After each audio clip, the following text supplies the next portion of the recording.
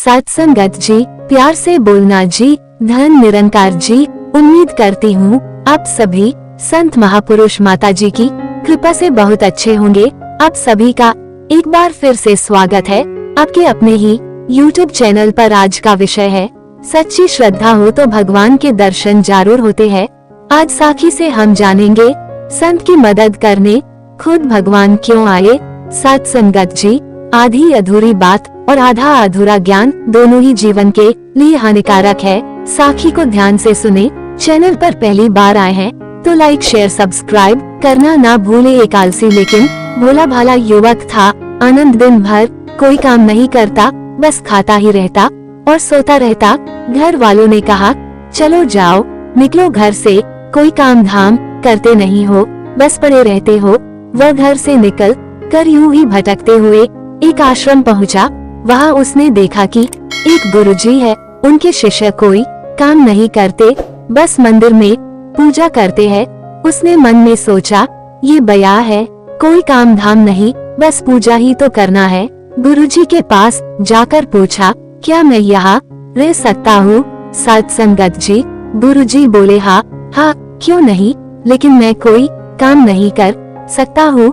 गुरुजी कोई काम नहीं करना है, बस पूजा करनी होगी। आनंद बोला ठीक है, वो तो मैं कर लूँगा।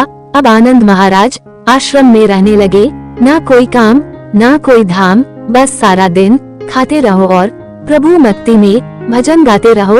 सत्संगत जी, महीना भर हो गया। फिर एक दिन आई एकादशी। उसने रसोई में जाकर देखा खाने की कोई तैयारी नहीं थी। उसने गुरुजी से पूछा आज खाना नहीं बनेगा क्या। गुरुजी ने कहा नहीं, आज तो एकादशी है, तुम्हारा भी उपवास है। उसने कहा नहीं, अगर हमने उपवास कर लिया तो कल का दिन ही नहीं देख पाएंगे, हम नहीं कर सकते उपवास, हमें तो भूख लगती है। आपने पहले क्यों नहीं बताया। सत्संगत जी, गुरुजी ने कहा ठीक है, तुम ना करो उपवास, पर खाना भी तुम्हारे लिए कोई और नहीं बनाएगा, तुम खुद बना लो। सत्संगत जी, क्या ना करता मरता गया रसोई में। गुरुजी फिर आए थे, देखो अगर तुम खाना बना लो तो राम जी को भोग जरूर लगा लेना और नदी के उस पार जाकर बना लो रसोई। ठीक है। लकड़ी, आटा, तेल, घी, सब्जी लेकर आनंद महाराज चले गए। जैसा तैसा खाना भी बनाया। खाने लगा तो याद आया गुरुजी ने कहा था कि राम जी को भोग लगाना है। वो भजन गाने लगा, आओ मेरे राम जी भोग लगाओ जी, प्रभु राम आइए, श्री राम आइए, मेरे भोजन का भोग लगाए। सत्संगत जी, कोई न आया तो बेचैन हो गया कि यहाँ तो भूख लग रही है और राम जी आ ही नहीं रहे। भोला मानस जानता नहीं था कि प्रभु साक्षात तो आएंगे नहीं, पर गुरुजी की बात मानना जरूरी है। सत्संगत जी, फिर उसने कहा देखो प्रभु राम जी, मैं समझ गया कि आप क्यों नहीं आ रहे हैं। मैंने रूखा सूखा बनाया है और आपको तरमाल खाने की आदत है, इसलिए नहीं आ रहे हैं। तो सुनो प्रभु, आज वहाँ भी कुछ नहीं बना है, सबकी एकादशी है, खाना हो तो ये भोग ही खा लो। सत्संगत जी, श्री राम अपने भक्त की सरलता पर बड़े मुस्कुराए और माता सीता के साथ प्रकट हो गए। भक्त असमंजस में गुरुजी ने तो कहा था कि राम जी आएंगे, पर यहाँ तो माता सीता भी आई है और मैंने तो भोजन बस 2 लोगों का बनाया है। चलो कोई बात नहीं, आज इन्हें ही खिला देते हैं। सत्संगत जी बोला प्रभु, मैं भूखा रह गया, लेकिन मुझे आप दोनों को देखकर बड़ा अच्छा लग रहा है, लेकिन अगली एकादशी पर ऐसा न करना, पहले बता देना कि कितने जन आ रहे हो और हाँ थोड़ा जल्दी आ जाना। सत्संगत जी, राम जी उसकी बात पर बड़े मुदित हुए, प्रसाद ग्रहण करके चले गए। अगली एकादशी तक ये भोला मानस सब भूल गया। उसे लगा प्रभु ऐसे ही आते होंगे और प्रसाद ग्रहण करते होंगे।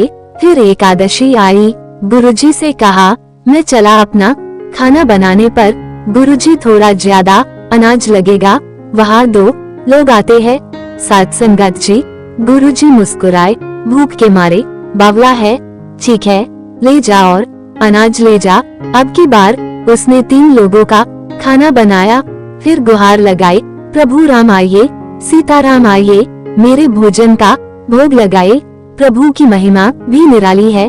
भक्त के साथ कौतुक करने में उन्हें भी बड़ा मजा आता है। इस बार वे अपने भाई लक्ष्मण, भरत, शत्रुघ्न और हनुमान जी को लेकर आ गए। भक्त को चक्कर आ गए। सत्संगत जी, यह क्या हुआ? एक का भोजन बनाया तो दो आए, आज दो का खाना ज्यादा बनाया तो पूरा खानदान आ गया।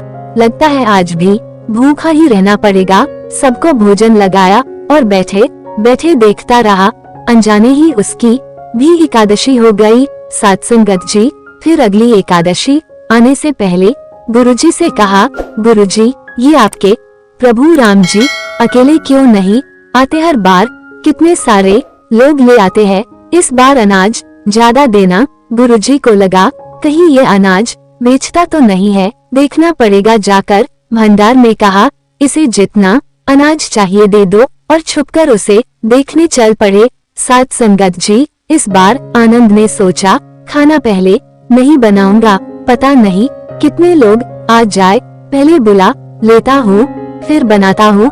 फिर टेर लगाई, प्रभु राम आए, श्री राम आए, मेरे भोजन का भोग लगाए। सारा राम दरबार मौजूद। इस बार तो हनुमान जी भी साथ आए, लेकिन ये क्या, प्रसाद तो तैयार ही नहीं है। सत्संगत जी, भक्त ठहरा, भोला भाला बोला, प्रभु इस बार मैंने खाना नहीं बनाया। प्रभु ने पूछा क्यों?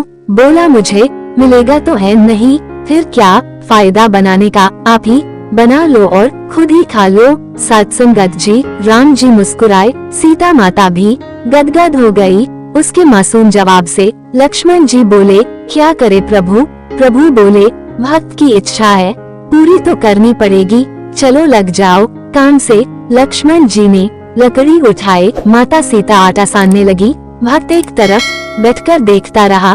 माता सीता रसोई बना रही थी तो कई ऋषि मुनि, यक्ष, गंधर्व प्रसाद लेने आने लगे।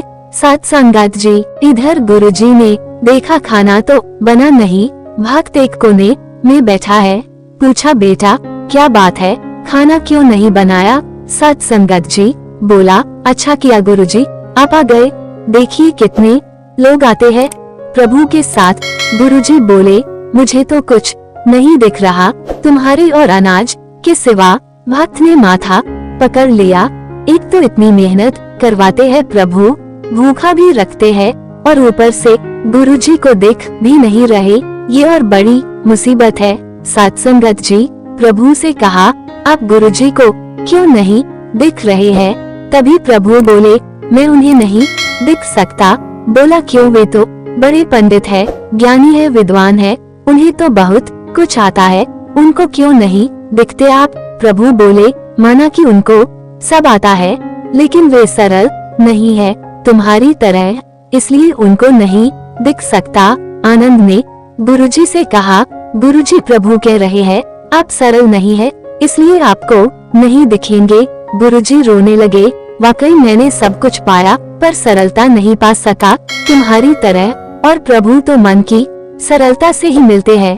प्रभु प्रकट हो गए और गुरुजी को भी दर्शन दिए। इस तरह एक भक्त के कहने पर प्रभु ने रसोई भी बनाई। सत्संगत जी, कहने का भाव यही है कि अगर सच्चे मन से भगवान को याद किया जाए तो वो आपको जरूर मिलेंगे। सिमरन का हर वो पल कीमती है जो सच्चे मन से की गई है। दिल में ना जाने सतगुरु क्या रंग भर दिया है, छोड़ेंगे अब ना दर तेरा इकरार कर लिया है। सत्संगत जी, आप जी को सेवा सत्संग सिमरन से माता जी जोड़े रखें। दासी को भी आशीर्वाद बख्शे कि आप जी के चरणों से जुड़ी रहे। चैनल को लाइक, शेयर, सब्सक्राइब करना न भूले। बड़े ही प्यार से बोलना जी। धन निरंकार जी।